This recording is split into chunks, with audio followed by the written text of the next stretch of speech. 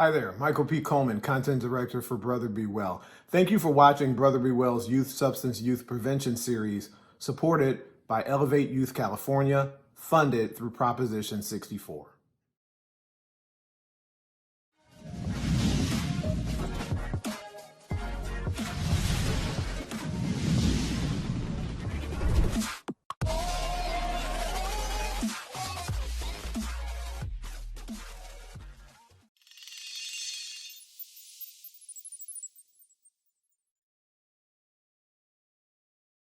I want to just thank you for watching this particular video. This is one of our Youth Speak productions here at Brother Be Well. We spent this past summer, with 7 incredible young people talking about a variety of topics that had to do with behavioral health, mental health, and substance use. And those sessions were so vibrant. We met 4 times a week for 10 weeks, and we didn't record those. We wanted everybody to feel comfortable just to be able to talk. But so much great tips, great content, great stuff came out of those sessions. We wanted to pull a series of Youth Speaks together to really talk about it. So I've got 4 of those young men with me today, as well as one of our clinicians, Joseph Mealy. Joseph, how you doing, sir? Doing well. Really good to see you. And we've got Erick, we got Valentin, we got Axel, and we got Joel. What is up, y'all? You can all say, hey, what's up together. It might sound pretty good. Hey, What's up? Good to see y'all. Good to see y'all. We're talking today for this one about peer pressure and substance use. And as I got ready to chat with y'all, first of all, good to see everybody again. As I got ready to talk with y'all, I want to just establish something. And Joel, you might agree with me. I think you might. When I think about peer pressure, that's not just for the young. It's not just young people that have to deal with peer pressure. Old folks deal with it too. I think as you get a little older, you learn to manage it a little better. It becomes easier to say no, but the pressure is still there. Yes, Joseph? Yeah, absolutely. And working with, teenage to elderly, I still see peer pressure come up in different ways. And there's a couple of different types of peer pressure. There's the spoken versus the unspoken type of peer pressure, where people are talked directly to influence them to do something positive or negative. The unspoken is kind of the verbal or the nonverbal with body language, which kind of ties into the direct versus indirect. Direct can be verbal or nonverbal, but it's clear that someone is directing you towards doing a certain type of behavior. Indirect, obviously, would be the opposite of that. I think what we see most often that's a little more clear is the positive versus negative type of peer pressure, where the positive is what we want to encourage people to do is help encourage people to do things that are positive, that are beneficial, that are healthy habits, healthy activities. Whereas the negative peer pressure is you're influencing someone to do something that they wouldn't typically do without the peer pressure. And so when we think about, I wasn't aware, hadn't even thought about it, Joseph, the positive versus the negative. I want to pull our young guys into this. As you guys listen to what Joseph had to say, I'm curious, and I want each of you to touch on this. Start maybe with you, Valentin. Have you experienced both those positive and negative, or all 3 of those types of peer pressure as they relate to the use of substances? I certainly had, like coming up from the neighborhood, I was surrounded by a lot of it, mostly marijuana and alcohol. Um, Back in the day, like in 8th grade, like a lot of my friends were coming to school high, and like after school, they'll smoke and stuff, and they'll drink in their family parties. So like they never pressured me to do any of that stuff. Mm-hmm. Like my dad was an alcoholic, so I try to stay away from alcohol. But like you just reach at this certain point where like you just want to try it yourself and just to see how it feels or how it makes you feel and stuff like that. Yeah. Thanks for sharing that. Maybe Erick, talk about whether or not you have felt pressure from peers to use substances, and if so, how was that directed towards you, and then how did you react to that? Did you succumb to that pressure or not? I definitely had like throughout. I think it was mainly during like my senior year, where it was a bunch of people like. I think freshman year I had gotten offered when I was sitting on the bus, and he had offered me a blinker, I believe. He had just like handed. He was like, "Hey, you want to hit it?" I'm like, I just kind of went no, but as I like progressed, I was kind of like, I got more curious about it. I think like I was kind of like, how does this make, like Valentin, like how does this make it feel? Like how does this feel? I got like curiosity where I was like felt like it would have gotten the better of me because I believe I got offered whether to do, I think it was shrooms and edibles where I had gotten offered, and then eventually I turned it down. But yeah, just seeing it like all around, it was kind of like the curiosity and like some. I didn't like group my like a bunch of friends who did it, but some of them did. It was just mainly that, just my own curiosity that was going to get the better of me. But I did not end up doing it, which is good. Yeah, for sure. What about you, Axel? Pressure from peers of yours to use substances? And if so, how'd that show up? Yes, I have also experienced this even like throughout high school and then to college. The one instance that I do remember very, very vividly still is whenever I was getting out of class, one of my late classes at night. I think we ended up like around 8 p.m. We got out and then everyone was walking to their cars to go to their apartments to just home. And then me and my other two classmates, we were walking and then out of nowhere, one of them, he pulls out a pen, one of those THC pens. And then he's like, "Hey, do you want to hit it?" Just like Erick said. And then I said, "Oh no, I don't think so. I think I'm fine." And then he's like just pushing it like little by little, like, "Hey, come on, just hit it. It's nothing, and you'll be fine." And then the other friend, she was like the good ear or like the good soul. She was like, "Hey, don't be peer pressuring him. He doesn't want to do it. He doesn't want to do it." And then he was like, "Oh yeah, no, I wasn't trying to do it like that." But then he ended up saying, "Oh yeah, that's fine. I respect your choice." So that's the good thing. Like he wasn't pushing it too much, and then I was able to just say, "Oh yeah, no, it's not my thing," and then just let it go, and then never happened again. Yeah, yeah. You just reminded me, Axel, of I talked about peer pressure hitting old folks too. And I remember a few years ago, right here in my house, at a pool party, I heard when we came in, y'all were talking about the heat and how hot it can get. It can get pretty hot here in Sacramento. And I just had a few friends, maybe, 8, 10 people over, and one pulled out a vape pen, and we're just hanging out in the pool. And he said, "Hey, Mike, do you want to take a hit?" And I just really didn't want to. And then I was surprised because I'm 58 years old, y'all. And it was like, wait, you're the host of the party. You have to try it. We can't have fun if you don't try it. You got to go. Yeah, what's the big deal about? And I felt like I was back in high school. Like, how many times do I have to say, no, I'm not interested in doing that? No judgment. Do what you want to do. But that's what I meant. When you get older, it gets easier to say no to those influences. What about you, Joel? I want to hear from you, Joel, about peer pressure in your life. And then I want to share with y'all a conversation that I just had just before we got in with another young person. I told her we were going to have this conversation, and she asked me to kind of post something to you, and I think I'll do it. But first, I want to hear from you, Joel. Has peer pressure showed up in your life with regard to substances? Yeah, I could definitely touch base on that. I believe I thought that was a good point that Joseph brought up, that there's positive peer pressure and negative peer pressure. I never thought of it that way. I've always thought it's just been negative, but I had my fair experiences with friends, family. My family was actually like big pothead smokers and drinkers and stuff like that. So occasionally they would offer me like, "Oh, come on, you can do it. If I'm doing it, you'll be fine. You're under my roof," or this and that.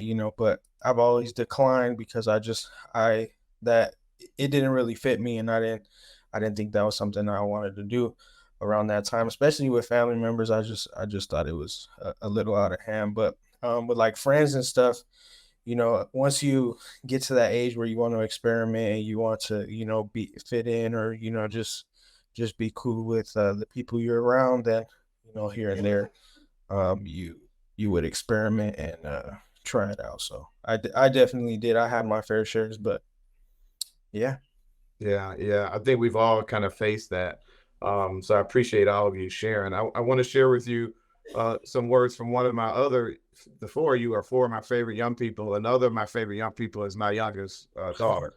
And I was talking to her about what I was going to do this evening.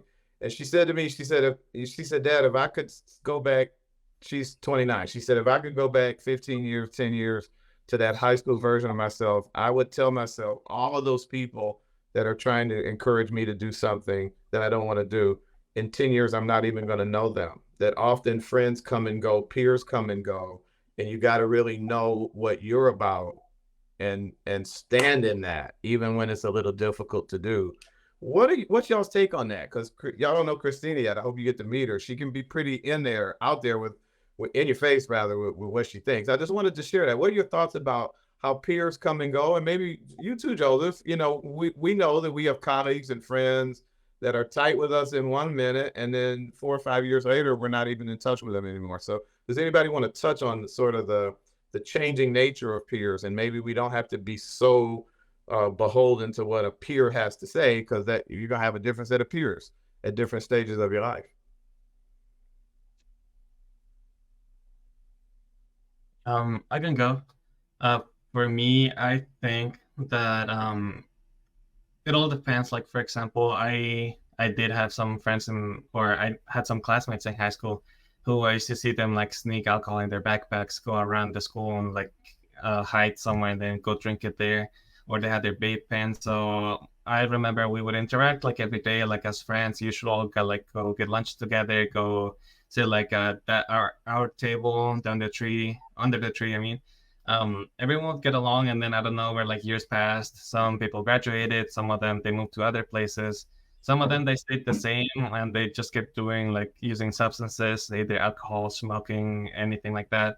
Others we moved to like better things, like we started like going into AP classes, like just getting into more challenging stuff for ourselves so we can better ourselves. And then they like to stay on that one spot where they couldn't grow anymore. So we just felt like that distance between us just kept growing, and then it kept separating us. And then at some point, it just not that we should have minded what they would think about us if we like to party with them or not. But it was just that some of us we might grow faster than others, and then what the others are experiencing at the moment or what the others want to do at that moment might not be the best thing for us too. So some instances it might be good to maybe just not entertain those relationships, but create better ones that are going to help you in the long run too. Yeah, I like that a lot. Create better relationships that are going to help us. What about anybody else? Any of our other young people? I've got another question for Joseph, but I'm going to hear from y'all about that, about how you best, if you don't change the nature of the friendships, you know, a harsh tag might be get rid of them altogether, and you might not want to do that. So how do you best navigate with a group of peers or a group of friends when there might be an influence coming from one or more of them that you really know is not in your best interest and not something you want to do? Because it is hard. You know, I didn't mean to make light of it. As you get older, it does get easier, but it's never effortless. It's a little hard to tell somebody that you love and care about that their idea isn't a good idea for you and you're not going to do it. So anybody else want to talk about that a little bit? I feel like for me, like with the people I grew up with, like I have a left and a right hand man. Like they understand. Like when I say no, they don't peer pressure me, and then there's other people that don't understand. So I tend not to hang out with the peers that don't understand or they have a hard time understanding. Yeah, yeah. Just trying to find that balance and like knowing that who really has the best intentions for me. Yeah, appreciate it, Valentin. Erick, you're pretty recently out of high school. How did you best deal with it? Peer pressure and telling people just simply no. You know, for me, it's a weird situation. It's kind of like a weird situation because, you know, I'm in contact with some of the people that I made was friends in my junior year of high school and my junior and senior year because of the club I was in. But some of them I don't talk to anymore, mainly because of like a falling out that we had, or, you know, we didn't really, you know, mesh well together, or, you know, it just dies out. You know, some people are here for a reason, some people are here for a season. I love that quote, but it's kind of, you know, it just makes that much sense because, you know, some people are here for like the short term, some people are here for the long term. So it's hard, you know, it never gets easy saying goodbye to someone, you know, that you once thought of as a friend or you once hung out with or you once were cool with. But you just kind of got to accept like this isn't the best for me. I'm like we're not going to make this work. This is not possible, especially since if they don't have your best interest at heart, it's not going to mesh well, and overall you just end up damaging yourself in the long run. Yeah, without a doubt, without a doubt. Appreciate it, Erick. Joe, before we go to Joseph, I want to hear from you. How do you best, or how did you, or do you best deal with peers that are exerting pressure on you that you know isn't good? The proposal is something that's not going to work for you. How do you best either reduce that or get rid of that influence? Yeah, so for me, when I'm having like a difficult time with peers or friends or people that are just I hang out with or I interact with, I either just keep it as it is, whether if it's like a business friend or like a close friend or and then I express my feelings. I definitely let them know that I don't think them peer pressuring me or them offering me like substances or just being negative or I kind of just voice that and I just say that I don't think that this friendship is going to work because I need good people around me or and whatever their response is at that point, if they're open to it or if they respect it and then they change their actions around, then we can continue being friends. But if they stay the same way, then I'll go on about my day and let them be. Yeah, you can tell a lot about a person by how they react to that, can't you? I mean, if they react in a way, if they really love you and support you, then they're going to be cool with that, even though they might Definitely. like the result. But if they come at you with a different kind of energy, then maybe that's a affirmation that you should be going in a different direction. Yeah. Right. Joseph, I want to ask you a question. You're our mental health clinician for this conversation. We're almost out of time already. So before we get out of here, I want to just ask you a little bit about adolescence and peer pressure. Is there any data out there that suggests? I believe I saw something, maybe the National Institute of Health, that talked about youth who are affected by that negative peer pressure are much more likely to succumb to substance use that isn't in their best interest. So we used to call it, I don't want to say substance abuse, there's a little stigma with that term, but they're more likely to succumb to that when they have to face that pressure. Can you talk about adolescence and that developmental stage, the adolescence and young adulthood, that might make us a little more susceptible to negative peer pressure? Yeah, absolutely. In 2020, there was a study that was done, and it was focused on the different aspects of peer pressure, so the positive, the negative, and no peer pressure. And what the study showed was that folks that were affected by the negative peer pressure were much more likely to have lifetime use of alcohol, marijuana, and substances, whereas the people that were affected by positive peer pressure were, it's kind of a no-brainer. Yeah, they had less lifetime use. And this was a study looking at kind of that adolescence to early adulthood. So what I see is that adolescents are definitely more susceptible, and part of that is due to just kind of the neurocognitive development piece. So, with the frontal lobe being kind of the last part of the brain to develop, and that being kind of the control center for critical thinking, making healthy choices, that's the last part to develop. So, our young people are much more prone and susceptible to the effects of negative peer pressure. And I did want to share a little bit, and it kind of ties into what everyone was talking about. In terms of like boundary setting and being able to separate yourself in a healthy way from people that may be influencing you with negative peer pressure. So one of the things I leave the young folks with that I work with is to really think about what are your values in life and how can you become the best version of yourself. And since we're so the relationships are so important to us, and it's really kind of what drives us in everything that we do is some form of a relationship. Are we in relationship with people that are helping us become the best version of ourselves, or are we not? And I think that that's a good way to really set an indicator of, is this relationship something that I should hold on to and value, or is it something that's really pulling me in a direction that is where I don't want to go? Wow, really is a lot that was powerful there. I want to just touch on a piece of that for a second, Joseph. You said that frontal lobe of our brain develops last, yes? Correct. And we know that our brains aren't fully developed until we're in our mid to late 20s. So we're not just talking about adolescents here. We really are talking about young adults. Absolutely. Wow. Wow. Well, this has been a really, really powerful conversation, y'all. I wish we had more time to talk about it. Any one person maybe want to give us some closing comments, one of our youth? I could hear from all four of you. Maybe 30 seconds for all four of you. Closing thought, Erick, on this topic, peer pressure and substance use. You'll know who your friends are or like who's getting there for the long run if they hold your best interest at heart. you always want to pick people who are, like Joseph said, make you the best version of you. And they're not going to like tear you down when they're supposed to build you back up. Because at the end of the day, that's what friends are for. And they're not going to poison your mind with wanting to do all sorts of different things and, to drink, to smoke. So just make sure to look out for that for sure as a big indicator on who's in there, who's your friend, and who's just going to be an acquaintance. For sure. Love it. How about you, Valentin? Any closing comments before we get out of here? Kind of like what Eric was saying. You'll know who's your friends are during the hard times, not the good times. Yeah, for sure. There's a lot of truth in that, way beyond substance use. We could talk about that all day. What about you, Joel? Any closing thoughts before we get out of here? Yeah, I would say that, if you have any friends that are trying to influence you to do bad things, tell them that's not your best interest, and keep the people around you who, I would say, check you or try to put you in line when they see that you're doing something wrong or something bad, because those are the people that want to see you do good, want to see you become the best you could be. Absolutely appreciate it, my friend. And how about you, Axel, as we get out of here? Closing thoughts?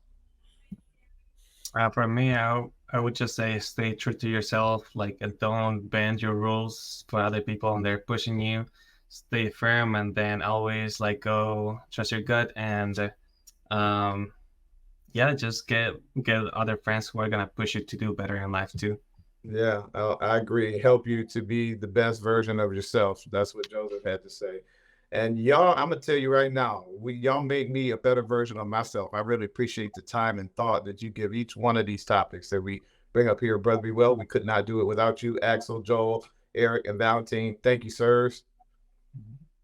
And I want to thank you too, Joseph Mealy. Joseph is our clinician from hearyou.org. Joseph, we couldn't do it without you either. I want to thank you for checking this video out.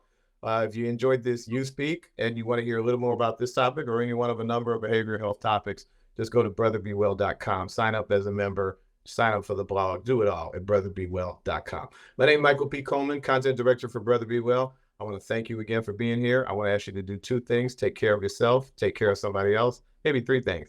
See you next time. Bye-bye. Hello, everyone. My name is Joel Swazo. I'm from Los Angeles, California. I stay in Hollywood as of right now, and I just want to share my experience about Brother Be Well. Brother Be Well has been an awesome platform for the time that I have been attending for this summer academy.